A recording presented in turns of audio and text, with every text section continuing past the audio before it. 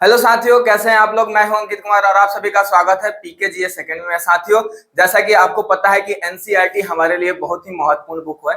तो अगर कोई भी एग्जाम आप देना चाह रहे हैं, जैसे कि अगर आप यूपीएससी के एग्जाम देते हैं या स्टेट पीसीएस का देते हैं या बीपीएससी टीचर के आप अगर तैयारी कर रहे हैं, तो उसमें अगर हम बात करें, अगर साइंस बैकग्राउंड से है तो आपको लगभग 90 क्वेश्चन के आसपास आपको डील करना होता है। ठीक है, तो उसके लिए आपको एनसीईआरटी पे कमांड होना बहुत ही जरूरी है। तो इसलिए एनसीईआरटी को स्किप करना अपने पैर पे कुल्हाड़ी मारने जैसा होगा। तो साथियों, अगर हम बात करें तो आज के लिए, आज जो हम लोग का 5वां लेक्चर है, 4 लेक्चर जो हम ले चुके हैं, जिसमें आपके साइंस क्लास 6 का चैप्टर 1 से लेकर, और आज जो हम लोग पढ़ेंगे वो चैप्टर नंबर 4 है, जिसमें हम लोग पढ़ेंगे वस्तुओं के समूह बनाना, यानी वस्तु का क्या पढ़ेंगे, sorting materials into group. 4 lecture जो है वो अपलोड कर दिया गया है, आप लोग लिंक डिस्क्रिप्शन में डाल दिया जाएगा, आप लोग जाके वहां से देख सकते हैं। अगर भी कोई भी आपको प्रॉब्लम होगा तो आप कमेंट सेक्शन में बता सकते हैं,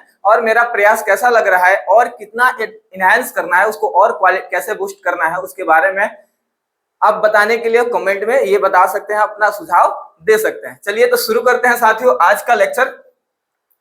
देखिए, अब अगर आप नए हैं चैनल पे, पहली बार वीडियो देख रहे हैं, तो सब्सक्राइब कर दीजिएगा और अपने दोस्तों के साथ भी शेयर कर दीजिएगा। जो कोई भी एग्जाम जैसे टीचर का भी तैयारी कर रहे हैं तो उनको भी शेयर कर दीजिएगा। किसी कोई ऐसा एग्जाम नहीं है जिसमें साइंस ना पूछा जाए। ठीक है, ऐसा कोई एग्जाम नहीं है जिससे साइंस ना पूछा जाए, यानी कोई एग्जाम में आपको साइंस के बगैर एग्जाम पास नहीं कर पाएंगे। इसलिए साइंस पढ़ना आपको बहुत ही महत्वपूर्ण हो जाता है। ठीक है, तो चलिए शुरू करते हैं। आज का जो चैप्टर है हमारा, कह रहा है कि हमारे चारों तरफ, देखिए लाइन बाय लाइन पढ़ाने का पर्पस है कि आपको एक एक तरह से एक एक लाइन का कॉन्सेप्ट, यहाँ से स्टेटमेंट बेस्ड क्वेश्चन, आजकल का ट्रेंड हो गया है कि स्टेटमेंट बेस्ड क्वेश्चन पूछे जा रहे हैं, तो स्टेटमेंट बेस्ड क्वेश्चन इसी लाइन बाय लाइन उठा के एनसीईआरटी के दे देता है।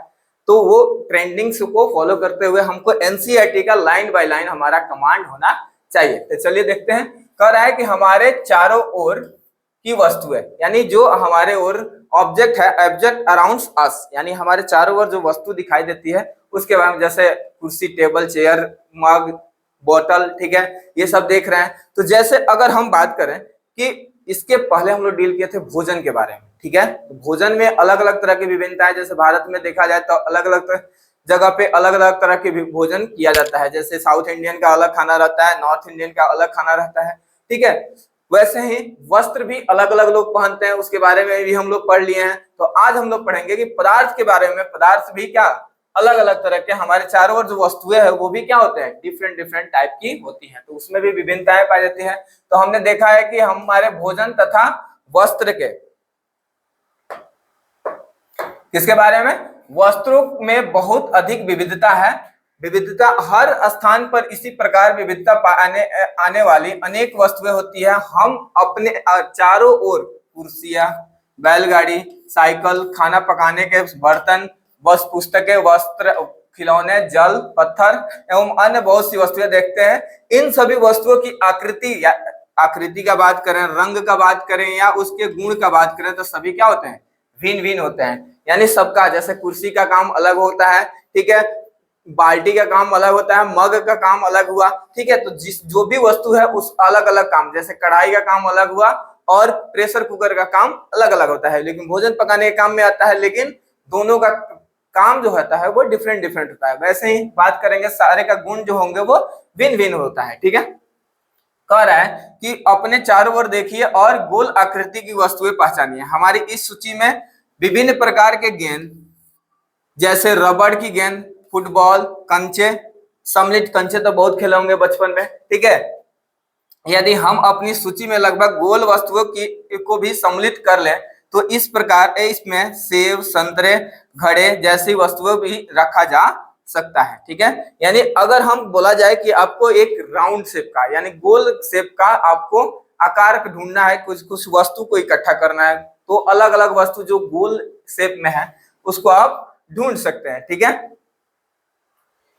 वही कह रहा है कि जिन्हें खाया जा सकता है, तब हम इस सूची में उन सभी वस्तुओं को सम्मिलित कर सकते हैं जिन्हें हम अध्याय 1 में सारणी में 1.1 एंड 1.2 1.3 सूचीबद्ध किया था।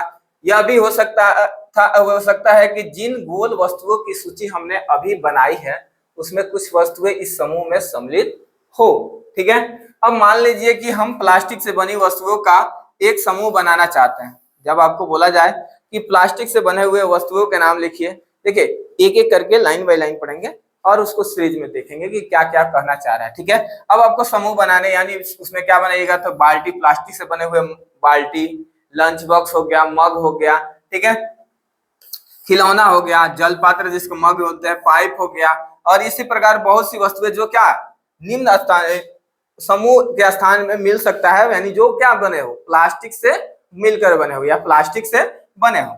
तो उपयुक्त उदाहरण से हमने वस्तुओं का समूह उसकी आकृति तथा उसके पदार्थ से वे बने हैं उनके आधार पर बांटा है। देखिए एक एक करके बात करते हैं। आपको बोला जाए कि शेप के बेसिस पे बांटना, यानी आकृतियों के बेसिस पे आपको बांटना है, तो गोल बोल दिया या आयताकार बोल दिया तो या क्यूब लाइक शेप बोल दिया, तो उसमें आपको क्या देखना होगा कि इस क्यूब शेप में कौन सा आकृति है या कौन सी वस्तु है। ठीक है, उस आकृति में कौन कौन से वस्तु फिट बैठ रहा है, आयताकार में कौन कौन से वस्तु जो है वो फिट बैठ रहा है। ठीक है, सर्कल यानी गोल में जो अगर हम बात करें राउंड शेप का, तो राउंड शेप में कौन कौन से आकृति जो है वो फिट बैठ रहा है, कौन कौन से वस्तु से उसमें समूह आसानी से क्या कर सकते हैं, बना सकते हैं। ठीक है, तो यही इसमें भी बोल रहा है। अब बोल रहा है कि आपको ये बताना है कि कौन से मटेरियल से बना हुआ वस्तु जो है वो कौन से मटेरियल, कौन से पदार्थ से मिलकर बना हुआ है, उसके बारे में बताना है। तो प्लास्टिक से बने हुए पदार्थ अलग हो जाएंगे।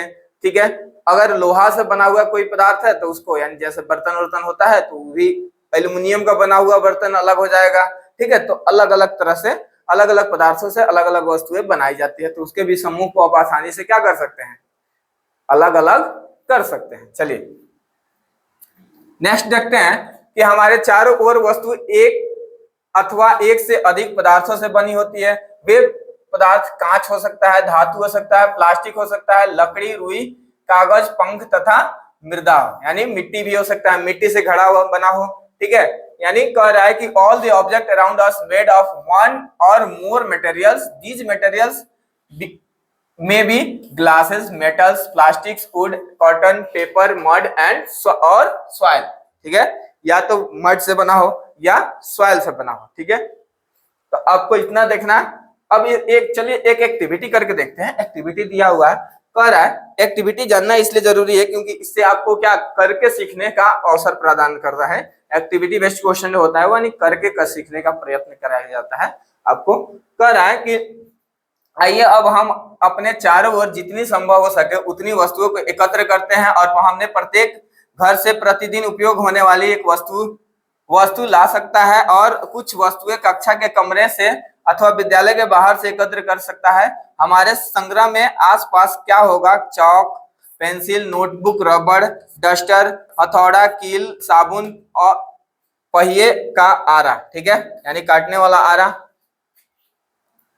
ठीक है, बैट हो सकता है, माचिस की डिब्बी हो सकती है, नमक हो सकता है, आलू हो सकता है। हम वस्तुओं को की एक ऐसी सूची भी बना सकते हैं जिसके बारे में हम केवल सोच ही सकते हैं। ठीक है, यानी कक्षा के कमरे में ला नहीं सकते हैं, कुछ ऐसे वस्तुओं के नाम बता सकते हैं जो कक्षा में ला नहीं सकते हैं लेकिन उसके बारे में सोच सकते हैं। जैसे उदाहरण के लिए क्या हो जाएगा, दीवार हो सकता है, वृक्ष हो सकता है, दरवाजे हो सकते हैं, ट्रैक्टर हो सकता है और सड़कें हो सकती है। इसको ला नहीं सकते हैं, इसके बारे में हम सोच सकते हैं। ठीक है, चलिए कह रहा है कि इस संग्रह में उन सभी वस्तुओं को पृथक कीजिए जो कागज अथवा लकड़ी से बनी हुई। अब इसमें आपको क्या करना है कि एक जैसे एरिया इकट्ठा सामान हुआ उसमें आपको छांटने के लिए दे दिया जाएगा। कबाड़ी के पास जाइएगा तो वो क्या पूरे दिन कबाड़ इधर से ले आएगा और जब कलेक्शन करके लेके आता है तो लाने के बाद वो क्या करता है, लोहा का अलग करता है, टीन को अलग करता है। ठीक है, उसमें एल्युमिनियम से बने हुए वस्तु को अलग करता है, प्लास्टिक के बने हुए वस्तु को अलग करता है। तो वो भी वस्तु का क्या कर रहा है, छटनी कर रहा है, यानी उसको क्या कर रहा है, सॉर्टिंग कर रहा है। एक दूसरे से क्या एक एक अलग अलग मटेरियल जो जिस वस्तु से बना हुआ है उसको क्या कर रहा है, अलग अलग कर रहा है और सबके अलग अलग रेट लेता है। तो उसी सबको अलग अलग रेट में बेचता है, तो उसी हिसाब से उसको भी क्या कर रहा है, पृथक कर रहा है वो। ठीक है, तो वही कह रहा है एक समूह में सभी वस्तुएं कागज अथवा लकड़ी से बनी, एक दूसरे समूह में क्या करना है, जो इन पदार्थों से नहीं बनी है उसको रखना है। तो इसी प्रकार हम खाना पकाने का उपयोग होने वाली वस्तु को पृथक कर सकते हैं, यानी जिससे हम क्या कर रहे हैं, खाना बना रहे हैं, उसको हम पृथक कर सकते हैं। ठीक है, अब कह रहा है कि आइए अब हम एक अधिक योजना बनाते हैं, अधिक योजनाबद्ध होते हैं, एक एकत्र की गई सभी वस्तुओं की सारणी 4.1 में सूची बनाएं और प्रत्येक वस्तु जिन पदार्थों से बनी उनको पहचान करने का प्रयास कीजिए। इतनी लंबी सारणी बनाना जिसमें जितनी वस्तु संभव है उन सभी के बारे में सूचना एकत्र करके लिखना और कौतुक हो सकता है, यानी एक साथ हो जाएगा। तो एकत्र की गई वस्तु में से कुछ वस्तु के पदार्थों के बारे में पता लगाना कठिन कार्य प्रतीत हो सकता है।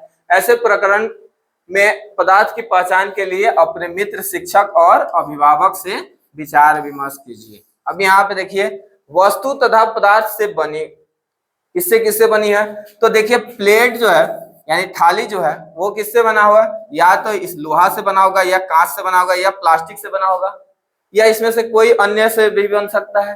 ठीक है, मिट्टी का भी बना हुआ हो सकता है थाली। ठीक है, पेन का अगर हम बात करें तो प्लास्टिक हो गया, उसके साथ साथ कुछ पेन जो होते हैं वो धातु से भी मिलकर बने होते हैं। ठीक है, तो वैसे ही और भी बात करें, हम घड़ा का बात करें तो घड़ा किससे बना होगा, घड़ा जो होगा वो किससे बना होगा, मिट्टी से, सुराही मिट्टी से बना होगा। तो वैसे ही हम इकट्ठा कर सकते हैं कि अगर सारे चीजों को जिससे मिलकर क्या हुआ, बना हुआ। जैसे हम भोजन के लिए बात कर रहे थे, तो भोजन के लिए अगर हम बात करें रोटी किससे बना हुआ, तो कौन कौन से इंग्रेडिएंट है, वैसे ही इसमें भी क्या अगर बात करेंगे कौन कौन से वस्तु से मिलकर एक वस्तु, कौन कौन से पदार्थ से मिलकर एक नया वस्तु बन रहा है। ठीक है, कह रहा है कि एक्टिविटी नंबर 2, कुछ सामान्य पदार्थ की सूची दी गई है, इसके अतिरिक्त अपनी जानकारी से अधिक पदार्थ की सारणी में कॉलम में जोड़ सकते हैं। अब यह प्रयास करके अपनी जानकारी की दैनिक उपयोग में आने वाली उन वस्तुओं के बारे में विचार कीजिए जो मुख्यतः इन्हीं पदार्थों से बनी है और उन्हें कॉलम नंबर 2 में सूचीबद्ध कीजिए। ठीक है, इन सभी सारणियों में पता चलता है कि पहले हम उन वस्तुओं को कई ढंग से समूहों में रखा, इसके पश्चात हमने यह पाया कि चारों ओर की वस्तु विभिन्न पदार्थों से मिलकर बनी है या बनी है कई प्रकार के वस्तु। अब एक एक करके बात करते हैं। तो लकड़ी का अगर हम बात करें तो पदार्थ अगर लकड़ी है तो लकड़ी से कुर्सी भी बन सकता है, मेज बनेगा, हल बनेगा, बैलगाड़ी, और उसके साथ साथ उसके पहिए भी किससे बना होता है, लकड़ी से बना होता है। लकड़ी से और भी फर्नीचर, दीवाल बोल दिए, खिड़की हो गया। ठीक है, उसके साथ साथ दरवाजा भी किससे बना होता है, लकड़ी का बना हुआ। आजकल लोहे का भी बना रहता है दरवाजा, तो वो कोई बात नहीं है, पदार्थ जो है वो अलग अलग तरह से। ठीक है, कागज का अगर हम बात करें तो कागज से पुस्तकें बनी हुई है, नोटबुक बना हुआ है, समाचार पत्र है, खिलौना और कैलेंडर। इसके साथ साथ अगर हम और बात करें तो कॉपी बन गया। ठीक है, कॉपी हो गया, नोटबुक, उसके साथ कागज से और भी तरह से लिफाफा बनता है। ठीक है, कागज का और जगह भी यूज किया जाता है। ठीक है, चमड़ा का अगर हम बात करें तो चमड़ा से क्या, बेल्ट बना। ठीक है, और बैग बन जाता है। बैग के अलावा और क्या बनता है, तो चमड़ा से सीट बनता है, सीट कवर्स जो होता है। ठीक है, और भी आइटम जो होते हैं वो चमड़े से बनाए जाते हैं। ठीक है, प्लास्टिक का बात करें अगर हम, तो प्लास्टिक से हमारे दैनिक जीवन में यूज होने वाले मग हो गया, बाल्टी हो गया। ठीक है, उसके साथ साथ डब्बा हो गया जिसमें सामान रखा जाता है, बॉटल हो गया, वो भी प्लास्टिक का बना हुआ होता है। तो ये सारे हमारे दैनिक जीवन में यूज होते हैं। ठीक है, रुई का बात करें तो रुई का यूज किसके, कॉटन का यूज करके हम पिछले क्लास में ही फाइबर एंड फैब्रिक्स में बताए थे कि कॉटन का यूज रजाई बनाने के लिए, पिलो भरने के लिए और ब्लैंकेट भरने के लिए भी किया जाता है। और रुई का यूज और हम कहाँ करते हैं, तो उससे कपड़ा बनाने के में भी यूज किया जाता है। और उसका यूज कहाँ करते हैं, तो उसका बत्ती के तौर पे, रुई बत्ती जो बोलते हैं उसके तौर पे, यानी दीप जलाने के तौर पे भी उसका यूज किया जाता है। तो कह रहा है अब आपको what do you find from these tables? First we grouped object in many different ways. We then found that object around us are made of different materials at the times and object is made of single materials. देखिए कुछ ऐसे भी object होते हैं जो अलग अलग material, यानी अगर बात करें तो वस्तु एक ही पदार्थ से बनी होती है। तो ऐसा भी होता है कि एक ही वस्तु पदार्थों से भी मिलकर बनी हो सकती है। यानी जरूरी नहीं है कि एक वस्तु अगर सिर्फ एक ही पदार्थ से बनी हुई है तो जरूरी नहीं है कि दूसरा वस्तु है जो वो भी एक ही पदार्थ से मिलकर बनी हो, वो दो से अधिक भी पदार्थों से मिलकर बनी हो सकती है। ठीक है, तो वही कह रहा है और फिर एक पदार्थ का उपयोग कई वस्तुओं कई वस्तु बनाई जा सकती है। जैसे लकड़ी का उपयोग करके बहुत सारे वस्तु बनाया जा सकता है, मेटल का उपयोग करके, एल्यूमिनियम का उपयोग करके अलग अलग तरह का वस्तु को बनाया जा सकता है। ठीक है, कह रहा है कि किसी दी गई वस्तु बनाने के लिए कौन सा पदार्थ का उपयोग किया जाना चाहिए। ऐसा लगता है कि हमें विभिन्न पदार्थों के बारे में अधिक जानकारी प्राप्त करने की आवश्यकता है। ठीक है, देखिए इस चैप्टर का पर्पस यही है कि आपके पास आप किसी चीज को कितना जानते हैं। ठीक है, अगर आपको बोला जाए कि प्लास्टिक से बने हुए उत्पाद बताइए या प्रोडक्ट के बारे में बताइए तो आप आसानी से बता सकते हैं कि ये चीज जो है वो प्लास्टिक से बना हुआ है। आपको ये बोला जाए कि कौन से ऐसे पदार्थ हैं जो जिससे क्या हो मेज बना है, कुर्सी बना है, टेबल बना है, तो बोल दीजिएगा कि लकड़ी से बना हुआ है। ठीक है, तो ऐसे चीजों को आपको पहचानने का आना चाहिए। अब इससे स्टेटमेंट आएगा कि एक पदार्थ से मिलकर एक पदार्थ से एक वस्तु बनाई जा सकती है या एक से अधिक पदार्थों से मिलकर भी एक वस्तु का निर्माण किया जा सकता है। ठीक है, चलिए अब बात करते हैं पदार्थों के गुण, यानी पदार्थ के गुण के बारे में, यानी प्रॉपर्टीज ऑफ मटेरियल्स। कैसा प्रॉपर्टीज होता है, तो कह रहा है जब आप गिलास यूज कर रहे हैं, गिलास घर पे पानी पीते हैं, तो आपको पता है उसमें कौन सा प्रॉपर्टीज होता है, चमकता है, क्यों चमकता है, क्यों नहीं चमकता है। कोई अगर चीज आप यूज कर रहे हैं, जो लकड़ी का अगर गट्टा यूज कर रहे हैं तो वो चमक क्यों नहीं रहा है, उसमें चमक क्यों नहीं आ रहा है। तो ये चीज आपने कभी सोचा है क्यों नहीं चमकता है, उसके बारे में बात कर रहे हैं। तो कह रहा है कि ग्लास कप, आपने कभी जानने का प्रयास किया है कि ग्लास कपड़े क्यों नहीं बनाया, ग्लास के कपड़े क्यों नहीं बनाया जाता है। अध्याय 3 में कपड़े के टुकड़े के साथ जो प्रयोग हमने किया है था उसे याद कीजिए, जो प्रीवियस क्लास में हम लोग पढ़ाए हैं, क्लास चैप्टर नंबर 3 में। और यह ध्यान में रखिए कि हम गिलास का उपयोग सामान्यतः द्रव को रखने के लिए करते हैं। किसके लिए करते हैं, द्रव को रखने के लिए करते हैं।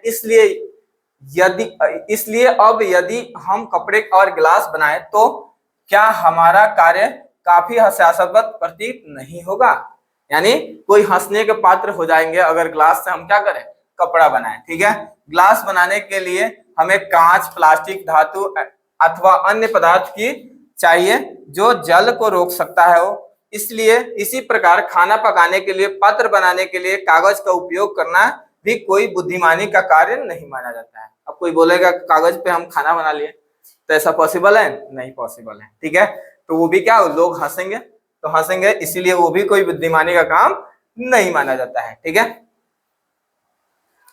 तो कह रहा है कि तब हम यह देखते हैं कि हमारे द्वारा किस वस्तु को बनाने के लिए किस पदार्थ का चयन किया जाता है। यानी अगर कोई वस्तु बनाना है, अगर कोई वस्तु बनाना है तो उसके लिए हम कौन से पदार्थ का चयन करेंगे, उसके लिए आपका सही से जानकारी होना बहुत ही जरूरी है। चलिए बात करते हैं दिखावट यानी अपीयरेंस का। ठीक है, कि वस्तु जो है वो दिखावट में कैसे होते हैं उसके बारे में बात कर रहे हैं। तो कह रहा है material usually look different from the each other. एक दूसरे से क्या होते हैं, पदार्थ जो होते हैं एक दूसरे से भिन्न भिन्न दिखाई देते हैं। ठीक है, अब कह रहा है कि would looks very different from iron, यानी अगर बात करें लकड़ी का, तो लकड़ी जो होता है वो आयरन से क्या अलग दिखता है।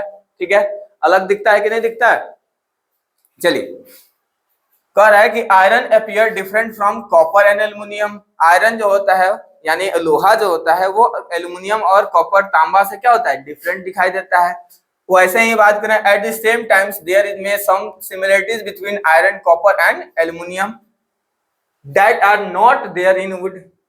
मतलब अगर हम बात करें कि इसमें उसी समय ये तो डिफरेंट डिफरेंट दिखता है, लेकिन उसी समय क्या होता है कि इन दोनों के बीच में कुछ सिमिलरिटी होता है। जैसे ये क्या करता है, हीट का कंडक्टर होता है, हीट को ट्रांसमिट कर सकता है, एक दूसरे से, एक जगह से दूसरे जगह ट्रांसफर कर सकता है।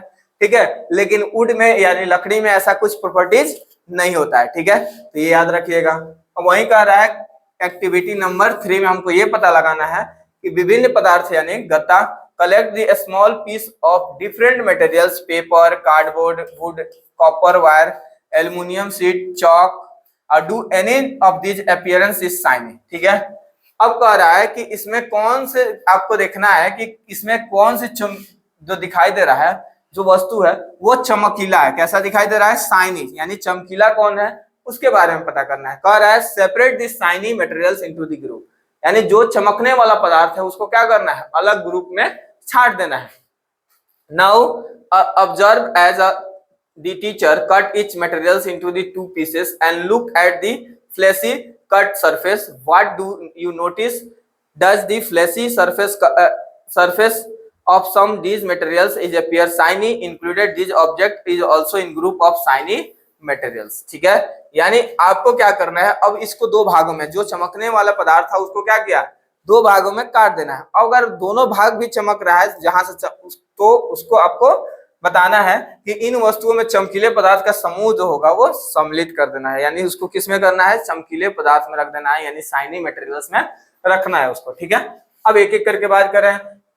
कह रहा है do you notice that shine and lustres, ठीक है, in the others materials cut them anyway as you can repeat this in class with many materials as a possible and make list those with and without lusters. Instead of cuttings you can rub the surface of the materials with sandpapers and see if it has lusters. ठीक है, मतलब आपको क्या करना है, उसको काटना है, काटने के बाद आपको ये पता करना है कि ये चमकीला है या नहीं है, यानी शाइनिंग कर रहा है या नहीं कर रहा है।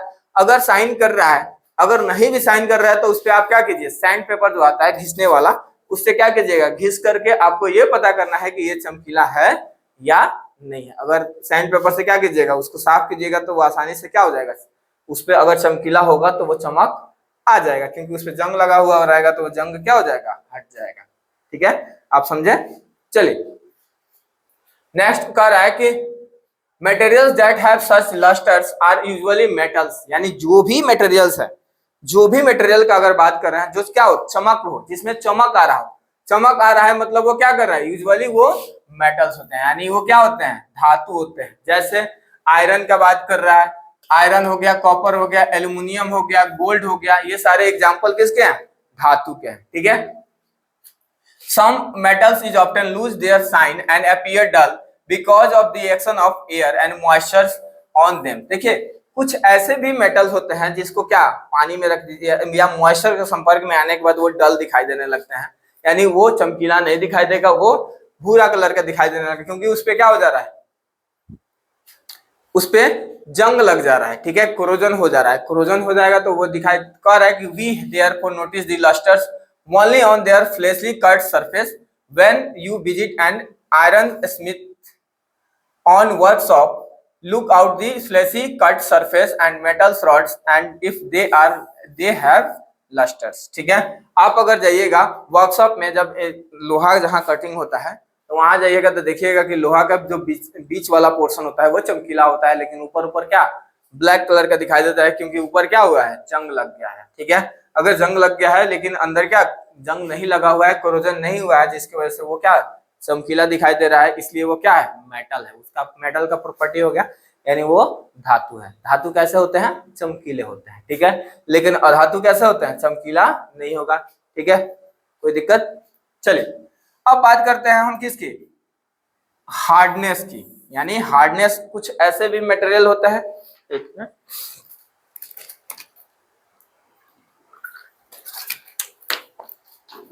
चलिए कह रहा है कुछ हार्डनेस का अगर बात करें तो कुछ ऐसे भी वस्तु होते हैं जो हार्ड होते हैं, कठोर होते हैं, और कुछ वैसे भी वस्तु होते हैं जो नरम होते हैं, मुलायम होते हैं। ठीक है, तो एक एक करके बात कर रहे हैं। कह रहा है कि when you press different materials your hands some of them may be hard as compressed while other can be easily compressed. ठीक है, यानी अगर आपको क्या मिला, दो तीन चार वस्तु दे दिया जाए और उसको मैं बताया जाए कि आपको हाथ से क्या करना है, टच करके बताना है कि कौन सा हार्ड है और कौन सा आपको मुलायम दिख रहा है। ठीक है, तो कुछ ऐसे भी वस्तु होंगे जो आपको आसानी से क्या हो गए, पिंच कर सकते हैं, उसको मोड़ सकते हैं, यानी वो क्या मुड़ जाएंगे, तो वो होंगे मुलायम, यानी वो क्या सॉफ्ट होगा।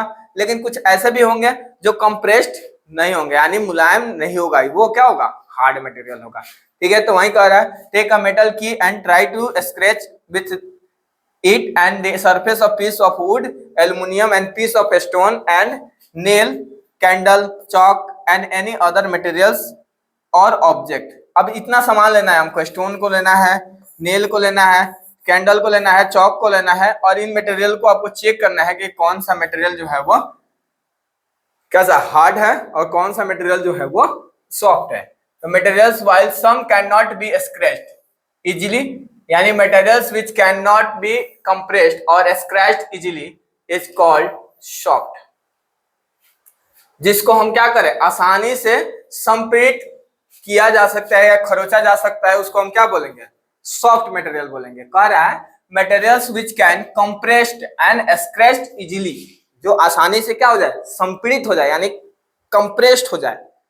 तो कंप्रेस्ड हो जाएगा तो वो क्या हो जाएगा, जैसे स्पॉन्ज लेते हैं हम, जो बर्तन धोने वाला होता है स्पॉन्ज, उसको क्या करें, प्रेस करेंगे तो वो क्या हो जाएगा, आसानी से प्रेस हो जाता है, ठीक है।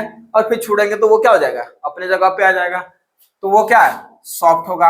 अगर हम बात कर रहे हैं कि which are difficult to compressed is called hard. अगर आपको पत्थर दे दिया है, बोला जाए कंप्रेस कीजिए, कंप्रेस कर लीजिएगा, नहीं कर पाइएगा, क्यों, क्योंकि ये क्या है, हार्ड है, कठोर होते हैं। फॉर एग्जाम्पल कॉटन और sponge is soft while iron क्या होता है, हार्ड होता है। यानी कॉटन का अगर रुई का गत्ता दे दिया जाए तो वो आसानी से क्या हो जाता है, कंप्रेस्ड हो जाएगा, संपीड़ित हो जाएगा। लेकिन अगर हम बात करें कि आपको लोहे का कोई औजार दे दिया जाए या कोई वस्तु दे दिया जाए, तो आपको बोला जाए कि इसको कंप्रेस्ड करके दिखाइए, तो वो कंप्रेस्ड नहीं होगा, क्योंकि वो कैसे होते हैं, वो कठोर होते हैं, ठीक है। In appearance materials can be different properties like lustres, कैसा होता है मटेरियल्स में, लस्टर्स यानी चमकीले होंगे, उसके साथ साथ हार्डनेस आता है, बी रॉफ्ट और स्मूथ, या तो खुरदुरा होगा या चिकना सतह होगा।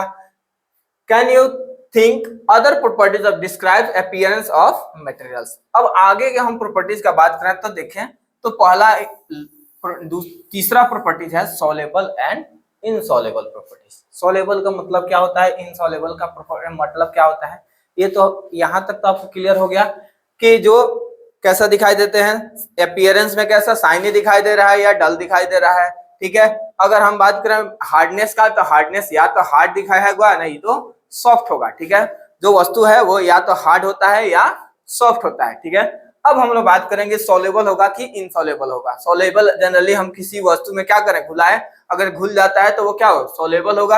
अगर नहीं घुल पा रहा है तो उसको हम क्या बोलेंगे, इनसॉलेबल। तो वहीं कह रहा है collect the sample of some, activity number 4, collect the sample of some solid substances such as sugar, salt, chalk, powder and sand and sawdust, ठीक है।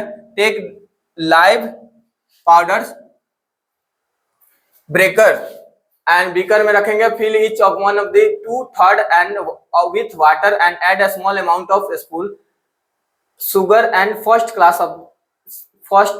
ग्लास में आपको क्या डालना है, सॉल्ट डालना है। सेकंड ग्लास में आपको क्या ऐड करना है, small amount of substances into glasses and content of each of them with spoon and wait of the few minutes. Observe that what happens, the substances added in water, note you observations as a show in tables। देखिए आपको क्या करना है, आपको table दे दिया गया है, table देने के बाद मतलब हुआ कि आपको क्या करना है, उसमें सॉलेबल है कि नहीं। जैसे घर पे शरबत बनाए होंगे सब कोई, शरबत बनाते वक्त आपको बोला जाए कि हाँ 2 कप शरबत बनाना है, ठीक है। तो आप क्या कीजिएगा, उसी के अकॉर्डिंग चीनी डालिएगा, उसी के अकॉर्डिंग उसमें थोड़ा सा नमक डालिएगा, फिर उसी में क्या नींबू डाल दीजिएगा।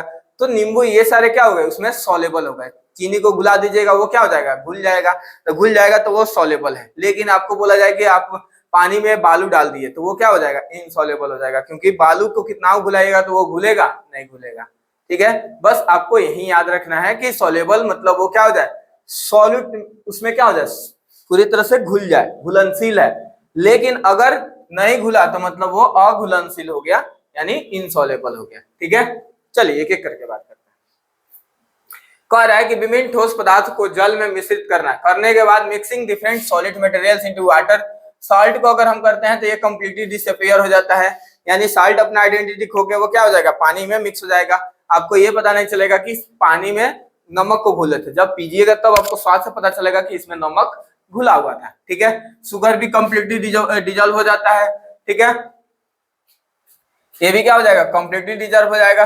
डिसअपियर हो जाएगा, सैंड नहीं होगा, ठीक है। सैंड क्या होता है, इनसॉल्युबल होता है। चॉक पाउडर भी क्या हो जाएगा, आसानी से हो जाएगा। सॉ डस्ट भी लगभग हो जाता है, ये भी हो जाता है। तो अब आपको ये पता करना है कि कौन होता है कौन सा नहीं होता है। तो you will not we notice that some substances have completely disappeared और dissolve in water, we say that this substance is soluble in water. मतलब जो घुल गया वो सॉल्युबल होगा, जो नहीं घुला वो इनसॉल्युबल होगा। जब डस्ट आपको क्या चौक डालिएगा तो उसमें चूना रह ही जाता है, वो घुलता नहीं है, पूरी तरह से घुल नहीं जाता है, ठीक है।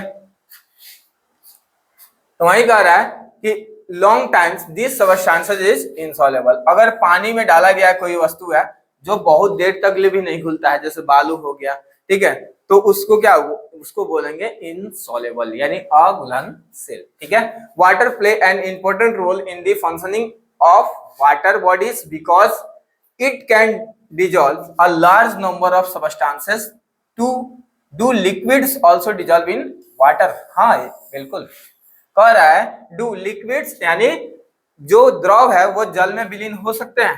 द्रव मतलब अगर आपको क्या करना है, नमक पानी के साथ में क्या आपको डालना है, नींबू पानी का शरबत बनाना है, तो नींबू क्या कीजिएगा, लिक्विड है, नींबू रस का लिक्विड हो गया, और उसको क्या कीजिएगा, पानी में मिक्स कीजिएगा, वो आसानी से क्या हो जाएगा, घुल जाएगा, ठीक है। तो लिक्विड आसानी से डिजॉल्व हो जाता है, ठीक है। अब एक्टिविटी नंबर 5 में कह रहा है collect the sample of vinegar, lemon juice, mustard oil and coconut oil, kerosene और other liquids. Take the glass tumblers, fill up the half with water and add few spoon of water and in one liquids of these stirred it well. Let's it stand for the 5 minutes and observe whether the liquid mix with water, and repeat the same other liquids as many different liquids are as available for to you. Write your observation. अब देखिए ये आपको करना है, ये सारा चीज लेके आना है। क्या क्या, मस्टर्ड ऑयल, कोकोनट ऑयल लिए, केरोसिन ऑयल लिए, ठीक है, और उसके साथ साथ विनेगर लिए, लेमन जूस लिए, ठीक है। आपको पता है कि विनेगर जो होता है, विनेगर का यूज हम लोग सिरका जिसको बोलते हैं, सिरका का यूज हम लोग पनीर, दूध को फाड़ के क्या पनीर बनाने के लिए भी इसका यूज किया जाता है। अब हम अगर बात करें कि ये पानी में घुलनशील होगा कि नहीं, हाँ ये पानी में क्या हो जाता है, घुलनशील होता है, ठीक है। लेमन जूस का अभी बात करें, नींबू पानी का, तो वो क्या हो जाता है, आसानी से घुल जाता है। मस्टर्ड ऑयल का अगर हम बात करें तो मस्टर्ड ऑयल जो होता है, देखिएगा कि पानी में अगर ऑयल गिर जाए तो वो क्या हो जाता है, एक सरफेस पे आ जाता है, ठीक है। तो यानी मस्टर्ड ऑयल नहीं घुलेगा, कोकोनट ऑयल नहीं घुलेगा, या केरोसिन ऑयल भी पानी में नहीं घुलता है, ठीक है। तो याद रखिएगा कि कौन सा लिक्विड जो होता है वो घुलनशील होता है और कौन सा लिक्विड जो होता है वो अघुलनशील होता है, उसके बारे में, ठीक है। विनेगर जो होगा मिक्स वेल हो जाएगा, ये भी मिक्स वेल आसानी से मिक्सेस हो जाएगा, ठीक है। मस्टर्ड ऑयल नहीं होगा, ये कोकोनट ऑयल नहीं होगा, और केरोसिन तेल जो होगा वो सरफेस पे आके आ जाएगा, वो मिक्स नहीं होगा, ठीक है। जो मिक्स हो जाएगा, आसानी से मिक्स हो जाएगा, वो क्या हो जाएगा, विनेगर और लेमन जूस, ठीक है। ये लिक्विड दोनों है, लिक्विड जो होगा वो लिक्विड में आसानी से मिक्स हो जाएगा। लेकिन अगर कहेगा कि सारे लिक्विड हो जाते हैं तो नहीं, क्योंकि ऑयल भी क्या है, एक तरह का लिक्विड है, तो वो क्या होता है, मिक्स नहीं होता है, ठीक है। चलिए नेक्स्ट अगर हम बात करें तो कह रहा है कि we notice that some liquids get completely mixed with water and some others do not mix with water in the form of separate layers when kept aside sometimes। देखिए ये आपको पॉइंट बहुत ही इंपॉर्टेंट है, ठीक है। इंपॉर्टेंट पॉइंट इसलिए है क्योंकि सारे सॉलिड जो होते हैं वो पानी में नहीं घुलते हैं, ठीक है। वैसे ही सारा लिक्विड जो होता है वो पानी में नहीं घुलता है, ठीक है। ये याद रखिएगा, सारे लिक्विड जो होते हैं वो पानी में घुलनशील नहीं होते हैं, और सारे सॉलिड भी क्या होते हैं, पानी में घुलनशील नहीं होते हैं, ठीक है। अब एक एक करके याद रख। कह रहा है कि कंप्लीटली मिक्स विद वाटर, जो मिक्स हो जाएगा, अगर जो पानी में मिक्स हो जा रहा है तो उसको हम बोलेंगे घुलनशील, जो पानी में मिक्स नहीं हो रहा है उसको बोलेंगे अघुलनशील, ठीक है। तो वही कह रहा है Boojho suggest that we also check if the liquid we use in activity number 5 mix well in some liquids of other in water। तो Paheli is curious to know whether the glass is also dissolve in water, यानी पहेली यह जानना चाहते हैं उसकी gases जो है वो वाटर में डिजॉल्व होती है या नहीं होती है। बिल्कुल कह रहा है कि some gases are soluble in water, उसके बारे में बात कर रहे हैं। तो कुछ गैसेस जो होती है वो सॉल्युबल होती है किसमें, वाटर में। ये याद रखिएगा, पॉइंट इंपॉर्टेंट है कि कौन कौन सी गैस सॉल्युबल होती है।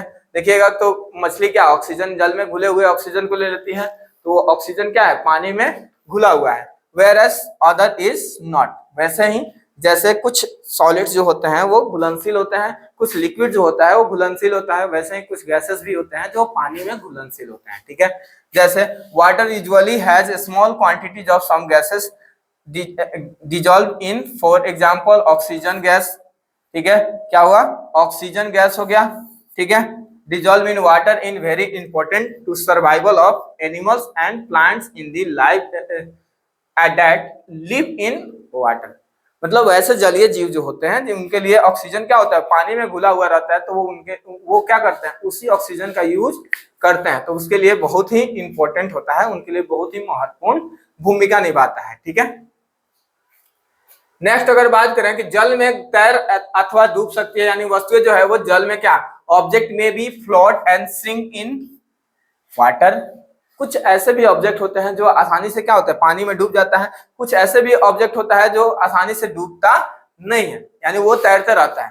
ठीक है, तो उसके बारे में बात कर रहे हैं। तो while doing the activity number 4 you might have been noticed that the insoluble solid separated out from the water. You can have also noticed this with some liquid of the activity number 5. Some of these materials that did not mix with water, यानी ये किससे नहीं मिले हुए हैं, पानी से नहीं मिल रहा है। ठीक है, बाकी तो पानी और उसके साथ में वो क्या हो रहा है, मिक्स नहीं हो पा रहा है। क्यों नहीं मिल पा रहा है, क्योंकि ये क्या है, पानी में अघुलनशील है, नहीं मिल पा रहा है, तो वो क्या करेगा, floated to the surface of water.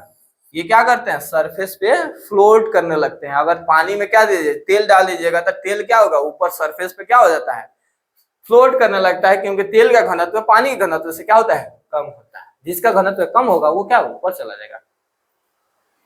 वही कह रहा है कि others may have sunk to the bottoms of the tumblers, right?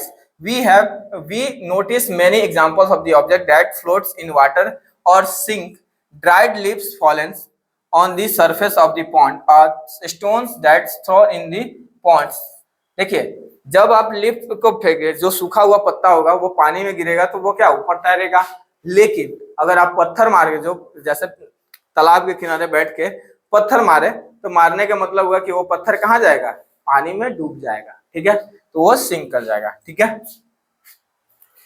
अब बात करते हैं कि कौन कौन सा डूबा, कौन कौन सा, यह आपको याद रखना है, यानी डूबने वाला। अब देखिए, कुछ वस्तुएं क्या होती है, जैसे चाबी गिर गया पानी में। ठीक है, इसको आप एक्सपेरिमेंट घर पे भी कर सकते हैं। एक मग में पानी लेके उसमें आप कुछ वस्तु को डाल के आपको पता कर सकते हैं कि ये डूब रही है कि नहीं डूब रही है। ठीक है, चलिए,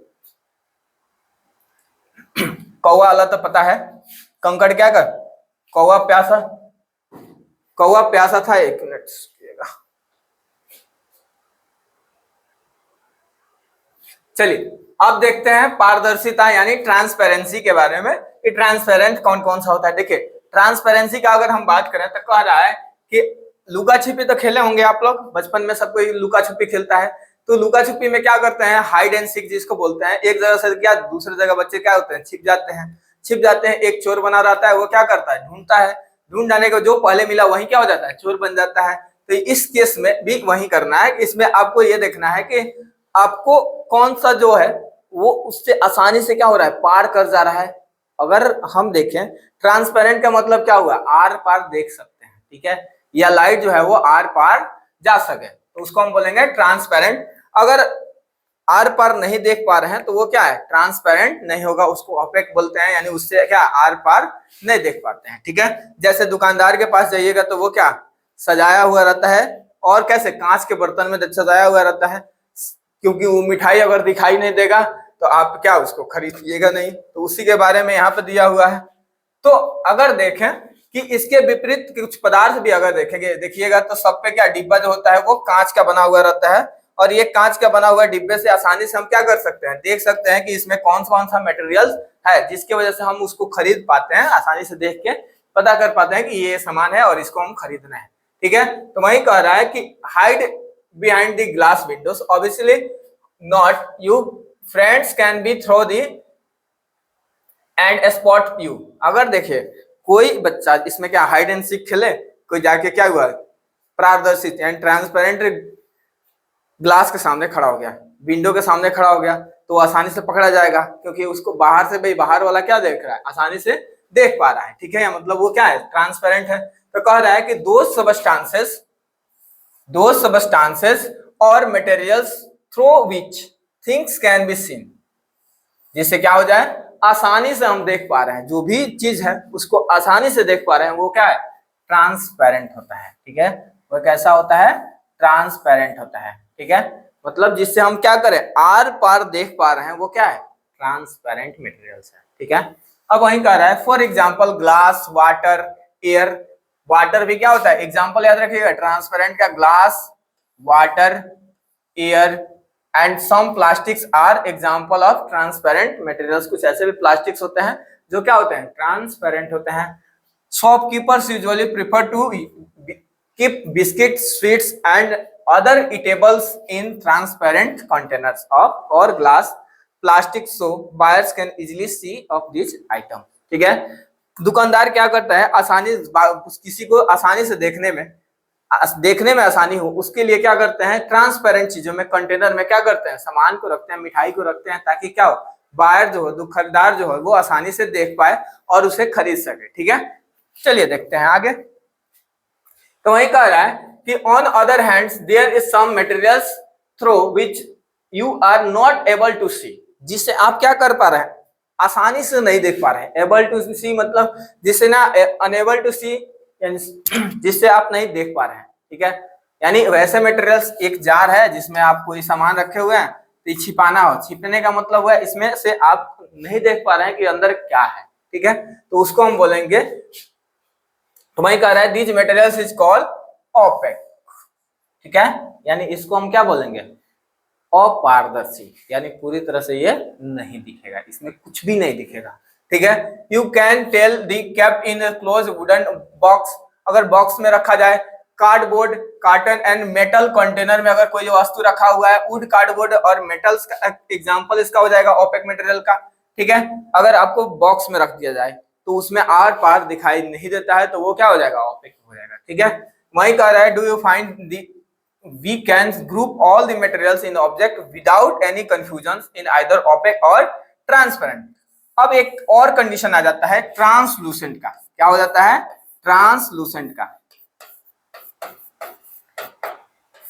जिसको थोड़ा ओपेक का मतलब क्या, अपारदर्शी, और ट्रांसपेरेंट का मतलब पारदर्शी, लेकिन ट्रांसलूसेंट का मतलब होता है कि आधा अधूरा दिखेगा। मतलब अगर जैसे देखिएगा कि कागज लगा हुआ पेपर, ठीक है, कागज में क्या, तेल लगा हुआ पेपर हो। ठीक है, तेल लगा हुआ पेपर अगर होता है तो उससे आप क्या, कागज में तेल लगा हुआ है तो आसानी से आप देख सकते हैं, लेकिन हाँ आधा दिखेगा आधा नहीं दिखेगा, मतलब थोड़ा थोड़ा धुंधला दिखाई देगा, तो उसको हम, उस मटेरियल्स को हम बोलते हैं ट्रांसलूसेंट। ठीक है, ट्रांसपेरेंट आपको समझ में आया कि आर पार, जिससे आर पार देख सके तो क्या हो जाएगा, ट्रांसपेरेंट।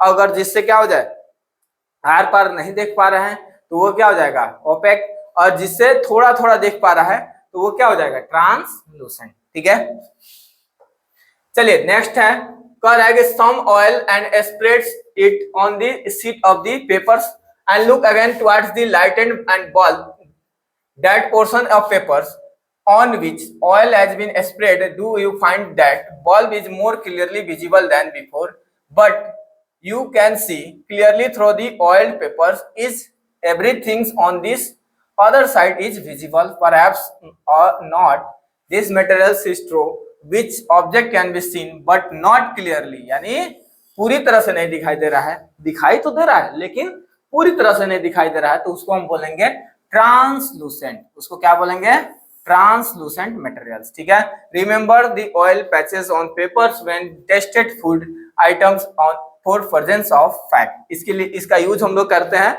जो सेकंड चैप्टर में हम लोग पढ़े थे, कंपोनेंट्स ऑफ फूड में पढ़े थे कि हम अगर फैट का परीक्षण करने हैं यानी वसा का परीक्षण करना रहता है तो हम क्या करते हैं, पेपर का यूज कर लेते हैं कि इसमें फैट है या नहीं है, यानी वसा है या नहीं है। ठीक है, उसका ही एग्जाम वैसे ही क्या, उसको अगर आर पर उस पर ऑयल दिख रहा है तो वो क्या ट्रांसलूसेंट मटेरियल्स होगा। ठीक है, can you thinks the some more example of translucent materials?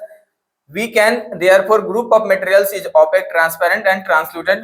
Paheli suggest covers the glass of the torch and palm at the dark places, switch of the torch on observed other sides of the palms. She want know. ठीक है, जैसे देखिए torch पे हाथ रख दिए, अब जलाइएगा तो क्या हाथ देखिएगा कि उसमें क्या थोड़ा थोड़ा लाइट आएगा। ठीक है, लगेगा कि हाँ हाथ में क्या लाइट आ रहा है, तो वैसे उसको किस में हम रखेंगे, तो वो जानना चाहती है। तो उसके बारे में कह रहा है कि whether palm in your hands is opaque. ठीक है, यानी या ट्रांसपेरेंट और ट्रांसलूसेंट क्या है, तो we learn that materials in different appearance and the way of they mix water and other liquid they may be float and shrink may be transparent, opaque and translucent. Material can be grouped on the basis of similarity and difference of their properties. ठीक है, तो यहां तक कोई दिक्कत नहीं है। यानी इससे अगर हम बात करें तो यहाँ पे आपको यही चीज पढ़ना है। अब इसके बाद आपको एक क्वेश्चन कर लेना है।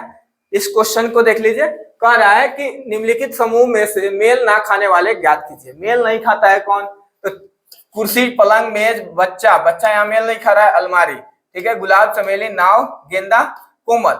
नाव मेल नहीं खा रहा है, एल्युमिनियम, आयरन, तांबा, चांदी, रेत मेल नहीं खा रहा है। अब यहाँ पे कह रहा है कि चीनी, नमक, रेत, कॉपर, सल्फेट। ठीक है, तो मेल कौन नहीं खा रहा है, तो 3 मेल नहीं खा रहा है, यानी ऑड आपको निकालना है। यहाँ बेबी क्या है, ऑड है।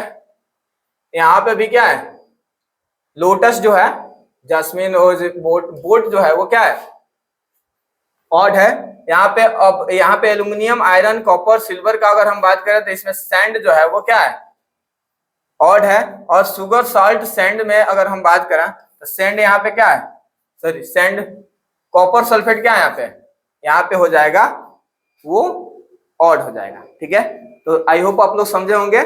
मिलते हैं नेक्स्ट वीडियो में। तब अगर आपको वीडियो अच्छा लगा, मेरा प्रयास अच्छा लग रहा है तो लाइक शेयर सब्सक्राइब कर दीजिएगा, अपने दोस्तों के साथ शेयर कर दीजिएगा। जय हिंद।